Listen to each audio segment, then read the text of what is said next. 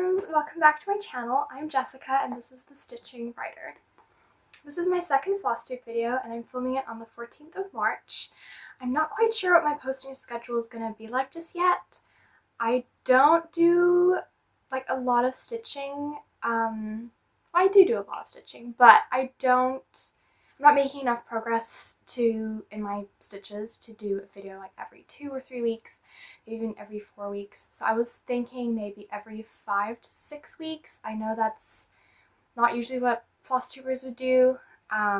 It's usually like every 4 weeks, but this is just what works for me between my studies and things, so that's what I'm going to be doing. Cool, enough chit chat, let's get right into the video. So the first thing that I wanted to talk about today was my thread organization. I talked about it a little in my first video where I was telling you about how my threads are in complete disarray. I got a lot of my thread from my mom, who was a cross stitcher in the late 80s, well, more early 90s, late 90s, early 2000s. I got a lot of my threads from her. And at some stage I decided, oh, I'm going to organize these, and I took off all the tags.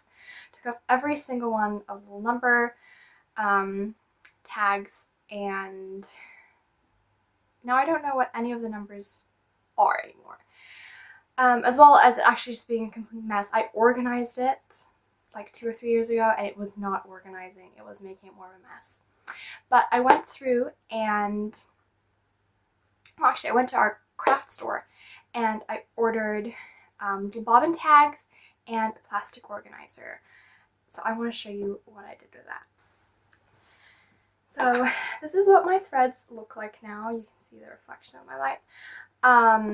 There's some missing over here, which I have in some projects that I'll be showing you a little bit later.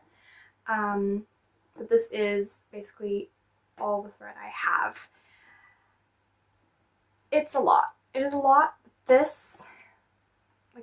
was so much fun to do this, honestly. And now I can actually see what I have. So the ones that I know the numbers of, I have numbered. A lot of them I don't know the numbers of though, so it's just a little bobbin with no number. But this just really helped me see like how much thread I actually have and really get a feel for kind of the colors that I'm missing and colors I might like to get. So I really enjoyed doing that, and it feels so good to know that my thread is all organized. And I have some spare little bobbins that I can use when I get more thread, because that is definitely happening. Although I will definitely have to get another one of these plastic organizers because the thread that I have in my other projects completely fills those up. So before I get more thread, I need to get another one of these. But yeah, so I just wanted to show you what I've been doing for thread organization. Let's get into my projects now. So the first project I have is a finish. It is not fully finished. I don't quite know if I will frame it or make it into a pillow, but it is finished. And that is this one. So it is, I have my notes off to the side, so I'll be looking at those throughout the video. So it is Elizabeth Hartline's Saltbox, designed by Pinker and Pumpkin. And it's part of her tiny homes Saltbox collection. She has a bunch of them on her blog. If you're a cross stitcher who likes stitching houses, why haven't you stitched one of these already? It's so cute. I am so happy with how it came out. So I stitched this on 14 count Aida that I tea and coffee dyed myself, and I have enough of this fabric for 3 more houses, so I am definitely making more of these. The one I want to do next, I will need to buy some new thread, so we'll see when that happens, but I definitely want to make some more in the future. So I used DMC floss, not the called fors. I made my own color conversion for it, and I'm really happy with how the colors are working together. I did go a little off the pattern. I think it was on, yeah, it was on this side. My leaf count was slightly off, and I basically added an extra little row there on the side. where I was off, and I decided I am not ripping out that entire stem. I'm just going to modify that. And these flowers, these little lighter ones were actually supposed to be with a dark thread, and then vice versa. I switched them around because I accidentally stitched one flower in a lighter color, and I was like, I am not ripping this out. So that's my little changes that I have made, and honestly, it makes the project your own. I'm not going to try to make the project exactly like the design. This is my project. I'm doing my thing, you know? I'm really, really happy with how this one came out. It is so cute. I need to decide if I'm going to frame it or make it a pillow, like I said. I'm tempted to frame it. I want to do like a gallery wall kind of with some of my stitched makes, and I think this will look so gorgeous. So gorgeous on the wall. So yes, that was Elizabeth Heartland Saltbox by Pinker and Pumpkin. So that was the only thing that I actually finished in February, although I did make some progress on my other work in progress that you saw in my last Flosstube. And that is the Ophir Post Office by Madeline Findley. So it's part of, I'll show you the pattern. It's a little bookmark set. It's part of the New Zealand Heritage Collection. These are not available outside of New Zealand, unfortunately. But I was thinking that potentially I could do a giveaway at some point, because this would fit in an envelope. So, not in this video, but at some stage. So stay tuned for that, because there are a lot of these really cute heritage designs that I would love to share with you. I've been stitching on this one mainly on Sundays. That's when I have really the most kind of stitching time. I feel like, oh, I need to stitch on this one before I stitch on something else. So I'm pretty happy with that one's progress. So this is 14 count Aida DMC threads. It all came in the little kit. I'm kind of, it's not that I'm not enjoying stitching this one, but I've definitely preferred working on my other stitches instead of stitching this one, which is not a problem. I'm making slow progress. Probably by the time I film my next video, this one will be finished. I mean, it's small. It's not going to take that long, honestly. I am almost done. I'm almost done. If you look at the pattern, like I just have a bit there at the bottom left, and then some back stitching. Really not that much. So I would really like to aim to have this one done by the time I film my next video. Yeah, because I've been busy with it for a little bit over a month, and it's really so small. Like, it should not be taking this long. But yeah, it has been fun to stitch. Have had to keep my head about me, because some of these, cause it has some half stitches over there in the little gate part, and I've had to keep my mind about me because confusion reigns. I've had to rip out some bits, restitch other bits, but I'm happy with how it is looking and very excited to finish it and show you guys. Now I have 2 new starts to show you all. Which one should I show first? I'll do this one. So the first one is for the Jane Austen Stitch Along hosted by Jan Bishop DeWitt for Jane Austen's 250th year. Wow. So the pattern I picked is called Persuasion, and it's by Riley Makes on Etsy. And I chose this pattern specifically because Persuasion is one of my favorite Jane Austen novels. I read it with a book club, for a book club with a friend, and it just holds a really special place in my heart. So I do not have a lot of progress on this one, but I'm excited. Just have the word hope and a little bit of the next letter, and I'll insert a picture of the full, like the finish, or what it's supposed to look like at the finish on the side. So I'm stitching this one on 14 count Aida with DMC threads, my own color conversion. I've tried to match as closely as I can with what I have. Yeah, the progress that I've made so far has been while I'm watching the Story Stitcher, which is Joanne Bishop DeWitt's channel. So I've been mainly stitching this one while I'm watching her floss tubes.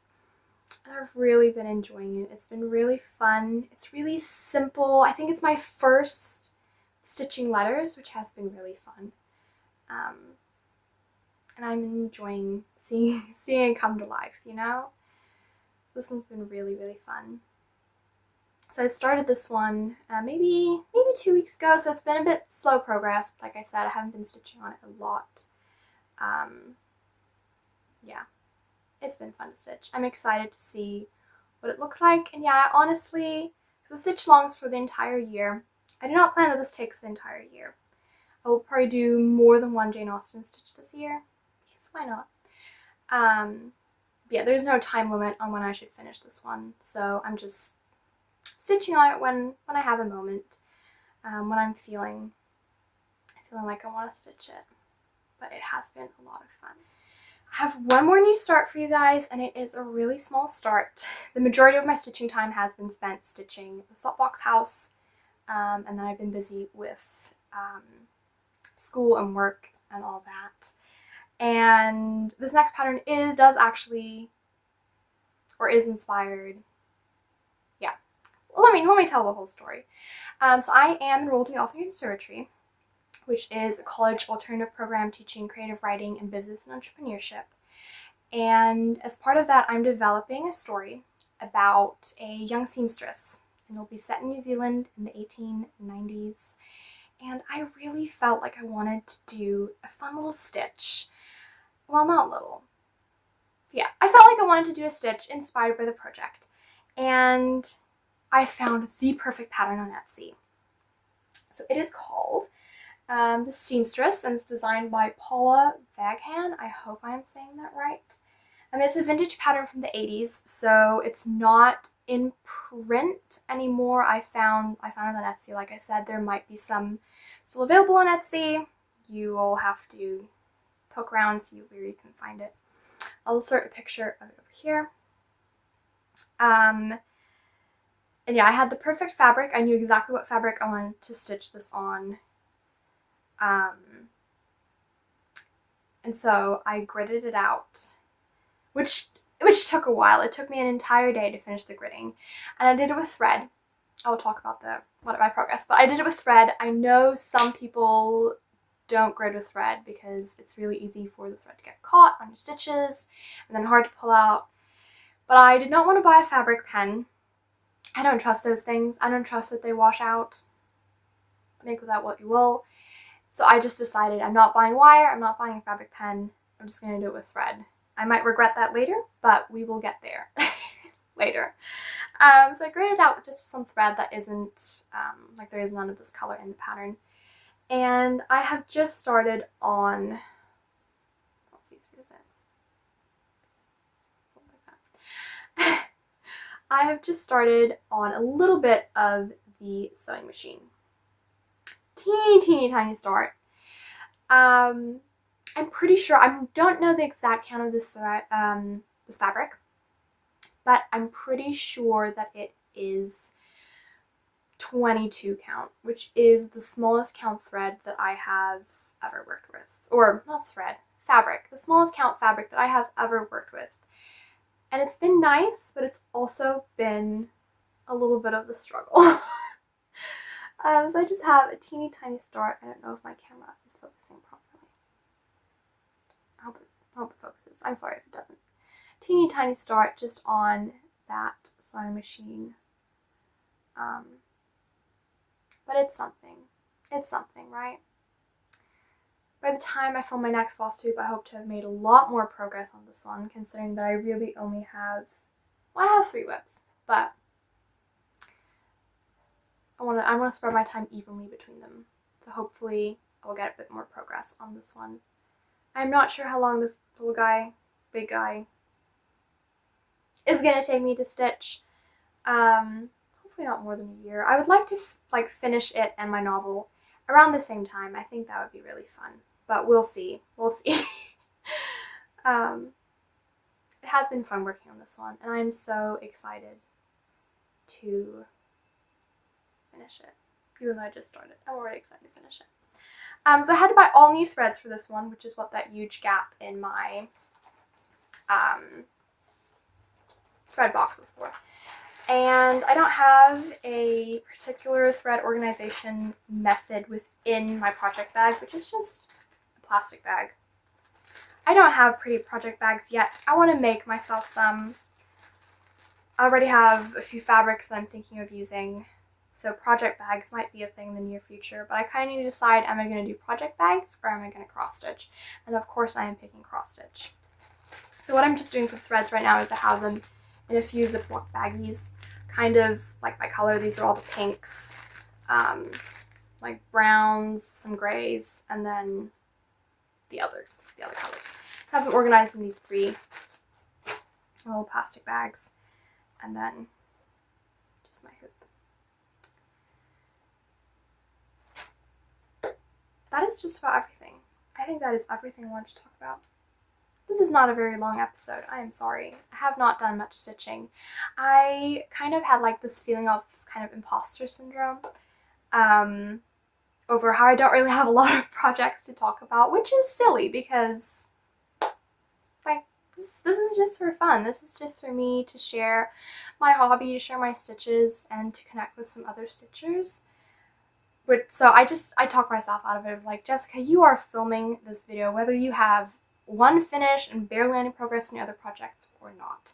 So that is what this is. That is why this video is not very long, but I hope you enjoyed it anyway. Before I say goodbye, I do want to shout out a few cross stitchers and some Flosstube channels that I have been enjoying.